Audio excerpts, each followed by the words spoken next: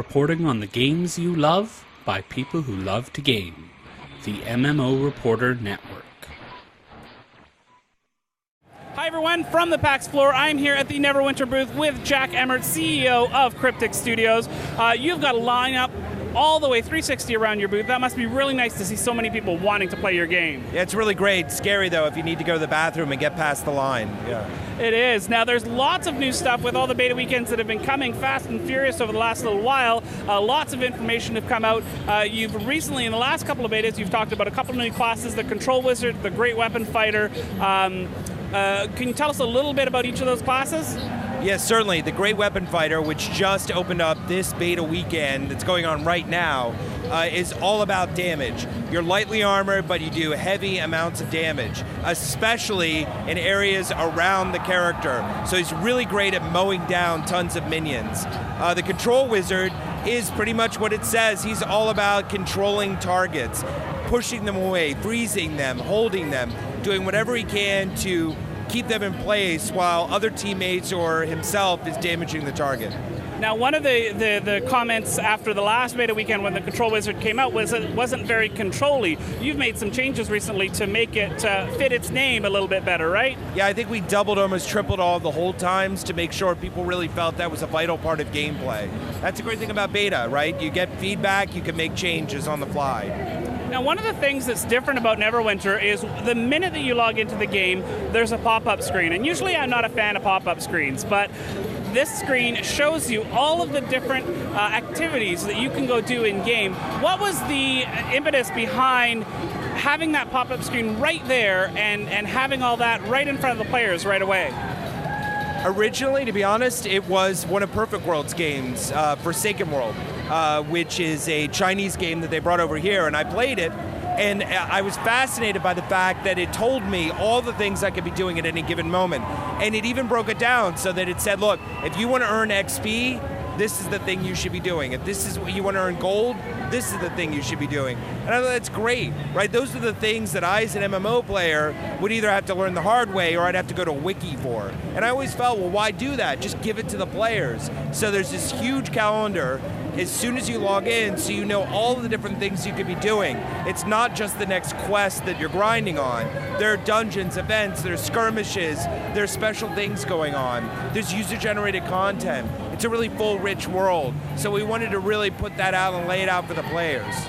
Now, speaking of those events, can you go into a little bit more detail about them and what benefit there is to a player for taking part in an event?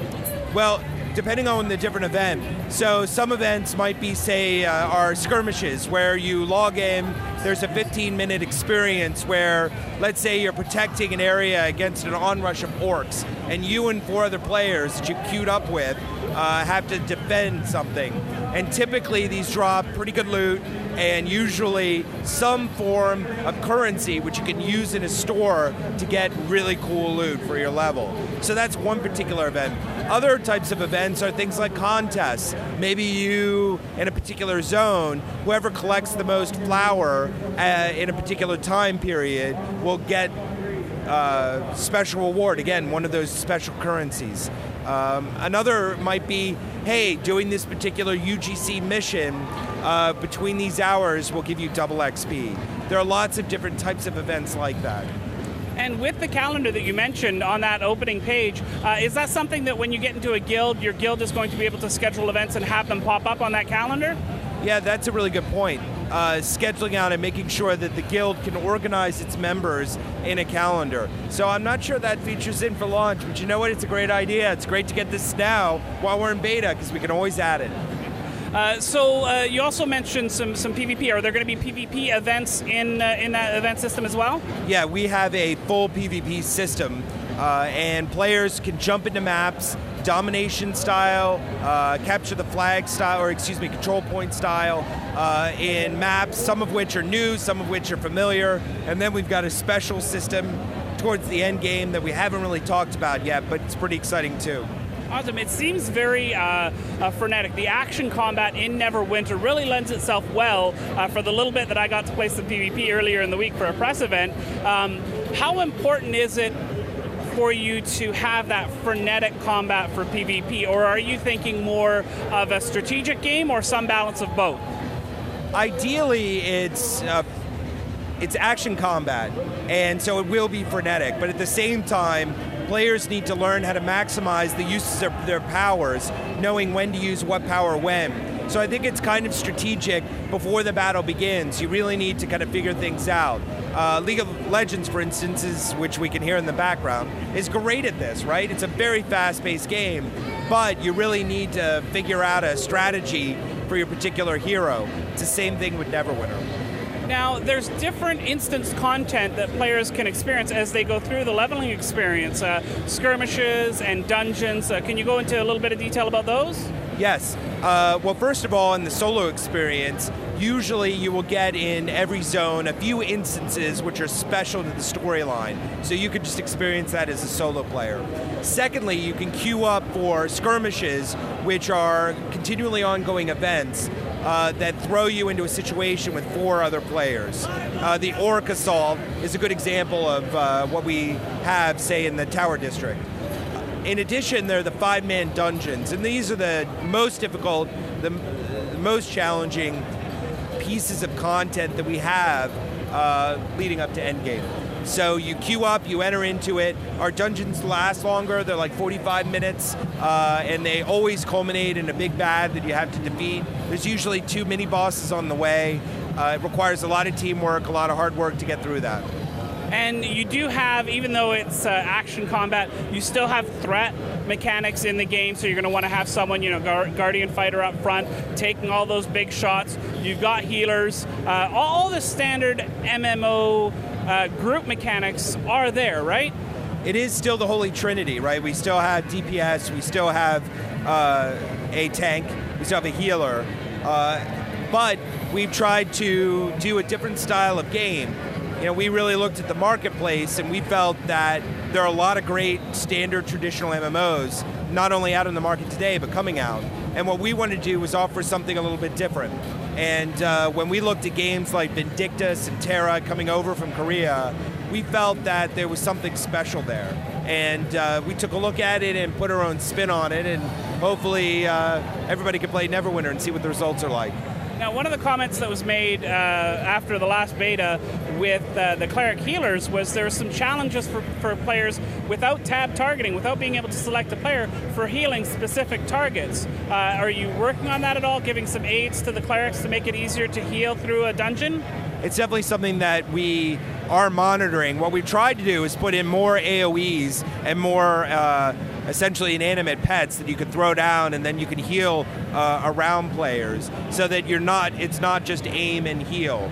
But yeah, to some degree at the moment we're waiting between, because it is an action MMO, and for the cleric it is challenging, just like it's challenging for a control wizard to pick out a target. Right. So it's making sure we still maintain the overall game integrity, but not at the cost of one class being sucky. So are you still in the point, going through the betas, you're listening to feedback, you are making changes as you did with the Control Wizard and some other aspects of the game. Are you still looking to make some fundamental changes if they need to come up, or are you at the point now where you're trying to polish everything to get the game released? I'd say at least for release we're polishing, but in terms of fundamental changes, it's an MMO, and that means that as the game progresses, if changes need to be made or major additions need to be made, then we're just going to do it. We added star bases into Star Trek. We added an end game with reputation system in Star Trek. We added alerts in Champions. Significant portions that really change the way that people approach the game. But that's the joy of an MMO. It never changes, and if players want something, we will try to deliver it. So when you're not testing something specific, when it's not going, you have a specific goal in the game, what class do you like to play, and what is it that you like to do in Neverwinter? I in particular like playing a Guardian Fighter. I like managing aggro. I like our particular Guardian Fighter. The way the powers work, you slot them in and out. So I can do a Guardian Fighter that's a solo build for DPS, or I can do a Guardian Fighter that's for aggro management. or I could be the off DPS guy. There's a lot of different builds I can do, but the funnest part of the game to me is getting into those dungeons and playing with a pickup group of a bunch of players and trying to manage aggro, keep everybody alive. Now, Forgotten Realms has a very, very rich history in the D&D community. Are you looking to put that story out mostly through solo play, through a combination of solo and the dungeons, or how are you getting this rich story and this rich background to the players? It's definitely a combination of both. I think the dungeons are meant to be culminations of storylines. They kind of put a bow on everything that the player might have experienced in the solo play. And as the game progresses, you can see all the different things that are happening in Neverwinter, who the bad guys are, who you're trying to foil. The overarching storyline is really Valindra, which if you see our trailer, the Archmage, the Lich Mage, and what she's up to. That's a big part of what the game's about. So we've got these big Forgotten Realms set pieces. We've got these big things. What is something that's small from Forgotten Realms that you're proudest of having made into having gotten into Neverwinter? I think the proudest thing is going back, doing the research, and picking out all of those areas outside and inside the city. The bridges, for instance, the Sleeping Dragon Bridge. That type of detail, which if you played the first two games, you've heard them, you might have seen them in the other games, but normally they're just passing references. And if you're a real fanboy, I think that you'll appreciate that. And of course, now I'm going to have to edit this because I forgot my question. Okay. So with Forgotten Realms, with D&D, how closely tied are you into the game system of Dungeons & Dragons with 4th edition? With that, are players of the pen and paper game going to see a lot of key points where I know that seems really familiar? Yeah, definitely. 4th edition players should be able to pick up the game and readily see with each of the character classes and the powers that we have what they do. The game mechanics under the hood are pretty different than 4th edition because this is an action MMO. It's not your typical turn-based traditional MMO game mechanics. But I think we're inspired by 4th edition, and it's a good starting point. So if you know 4th edition, you'll be very familiar right off the bat.